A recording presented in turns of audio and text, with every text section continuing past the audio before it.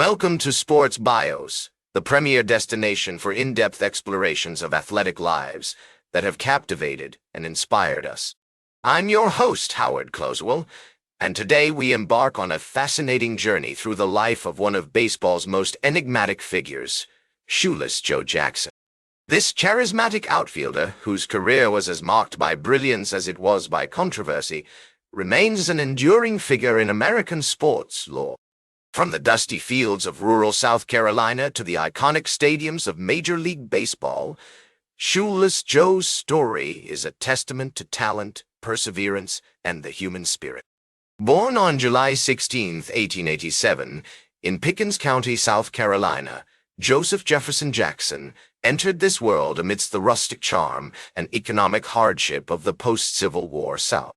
His birthplace, a small farmhouse near the town of Brandon Mill, was nestled in the foothills of the Blue Ridge Mountains, where the air was sweet with the scent of blooming cotton, and the sound of the Tiger River provided a soothing background hum. Joe's parents, Martin and Martha Jackson, were tenant farmers who worked tirelessly to eke out a living from the land, their days filled with the back-breaking labor of planting, harvesting, and tending to their crops. As a young boy, Joe grew up in a world where baseball was not just a game, but a way of life. His father, Martin, was an avid player who had learned the game from his own father, a Civil War veteran who had brought back stories of the game from the battlefields of the North. The Jackson family's backyard became a makeshift diamond, where Joe and his siblings would spend hours playing catch, practicing their swings, and honing their skills. The sound of laughter and shouts filled the air as they played, their joy infectious and their love for the game palpable. As Joe entered his teenage years, he began working in the local textile mills, toiling alongside his parents and siblings in the sweltering heat of the factory floor. The work was grueling with long hours and low pay, but it was a necessary evil in a world where opportunities were scarce and the promise of a better life seemed distant. Yet, despite the hardships, Joe's passion for baseball never wavered. He would often sneak away from his duties to play ball with his friends, their games a welcome respite from the drudgery of their daily lives. The year 1905 marked a significant turning point in Joe's life, as he began playing for the Greenville Spinners, a local minor league team. This was his first foray into organized baseball, and it would set him on a path that would eventually lead to the major leagues. Though still a teenager, Joe's natural talent and dedication earned him a spot on the team, and he quickly became a fan favorite. His impressive skills on the field, combined with his charisma and good looks, made him a beloved figure in the community, and his name was soon on everyone's lips. As we delve deeper into the early life of Shoeless Joe Jackson, we find ourselves immersed in a world of rural simplicity, where the rhythms of nature and the joys of baseball provided a sense of comfort and belonging. The historical context of his early years is marked by the struggles of the post-Civil War South, where poverty, racism, and limited opportunities were ever-present realities.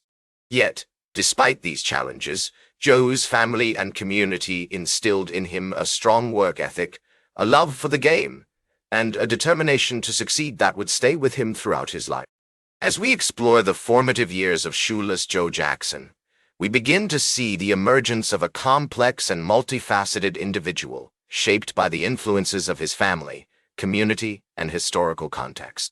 The seeds of his future greatness are sown in these early years, as he develops the skills, passion, and dedication that would eventually make him a legend of the game. As Joe entered the professional ranks, he quickly made a name for himself as a talented young player. In 1908, he joined the Philadelphia Athletics, where he played alongside some of the greatest players of the era, including Hall of Famers like Eddie Collins and Home Run Baker. Joe's impressive skills on the field, combined with his charisma and good looks, made him an instant fan favorite. He became known for his aggressive base running, his powerful hitting, and his exceptional fielding abilities. One of the most notable aspects of Joe's career during this period was his remarkable batting average. In 1911, he hit an astonishing 408, a feat that would earn him widespread recognition and acclaim. His performance on the field was matched by his popularity off the field, as he became one of the most beloved players in the game. Fans adored him for his humble demeanor, his kind heart, and his generosity towards his teammates and the community. In 1915, Joe joined the Cleveland Indians, where he continued to excel as a player. He formed a close bond with his teammate, Tris Speaker, and together they led the team to several successful seasons. Joe's time in Cleveland was marked by some of the most memorable moments of his career, including a famous game in which he hit 3 home runs against the Detroit Tigers. However, Joe's career was not without its challenges. He faced intense scrutiny from the media and the public, who often criticized him for his rough-around-the-edges demeanor and his lack of formal education. Despite these challenges, Joe persevered, relying on his natural talent and his dedication to the game to propel him forward. In 1917, Joe was traded to the Chicago White Sox, where he would become an integral part of one of the most infamous teams in baseball history. The White Sox, led by manager Kid Gleason, were a talented but troubled team, plagued by internal conflicts and external pressures. Joe's arrival on the team marked a turning point in their fortunes, as he brought a sense of stability and leadership to the clubhouse. As we explore Joe's time with the White Sox, we find ourselves at the center of one of the most enduring scandals in baseball history. The Black Sox Scandal, which erupted in 1919, would change the course of Joe's career forever. Accusations of game-fixing and corruption would tarnish the reputation of the team and its players, leaving a lasting impact on the sport. In 1919, Joe was at the height of his career, playing for the Chicago White Sox alongside some of the greatest players of the era, including Eddie Cicotte, Buck Weaver, and Happy Felsch. The team had a talented roster and was expected to win the World Series, but internal conflicts and external pressures began to take their toll. The players were unhappy with their salaries and felt underappreciated by the team's owner, Charles Comiskey. As the season progressed, tensions within the team continued to rise. Some players, including Cicotte and Weaver, began to discuss the possibility of throwing games in exchange for money. Joe, who had always been a straightforward and honest player, was initially hesitant to get involved in any scheme. However, he eventually agreed to participate, largely due to his close friendship with Cicotte and his desire to fit in with his teammates. The Black Sox Scandal erupted during the 1919 World Series, when the White Sox faced off against the Cincinnati Reds. The series was marked by suspicious plays and unusual outcomes, which sparked rumors of game-fixing and corruption. An investigation was launched, and several players, including Joe, were called to testify before a grand jury. The aftermath of the scandal was devastating for Joe and his teammates. 8 players, including Joe, Cicotte, Weaver, and Felsch, were banned from professional baseball for life by Commissioner Kennesaw Mountain Landis. The ban was a crushing blow to Joe, who had dedicated his life to the sport he loved.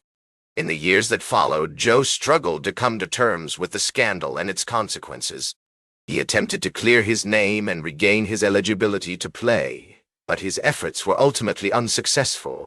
Despite this, Joe remained a beloved figure in baseball, and his legacy continued to inspire fans and players alike. One of the most poignant aspects of Joe's story is the way he handled himself during this difficult period. Despite being banned from the sport he loved, Joe never lost his passion for baseball. He continued to play exhibition games and coach young players, always willing to share his knowledge and expertise with others. As we reflect on Joe's life and career, it's clear that the Black Sox Scandal was a turning point in his story. The scandal marked the end of his professional playing career, but it also cemented his place in baseball history as one of the most fascinating and complex figures of all time. As the great baseball writer Ring Lardner once said, Joe Jackson was a wonderful ball player, and he would have been a wonderful man if he had never gotten mixed up with those Chicago fellows. His life was marked by both triumph and tragedy, but through it all, he remained a true original, a player who left an indelible mark on the game of baseball. As the legendary sports writer Grantland Rice once wrote, Joe Jackson was a ball player, and that's all he ever wanted to be. That's all for today's sports bios. Remember to like, share, and subscribe. And until next time, I'm Howard Closewell reminding you to keep shooting for your goals.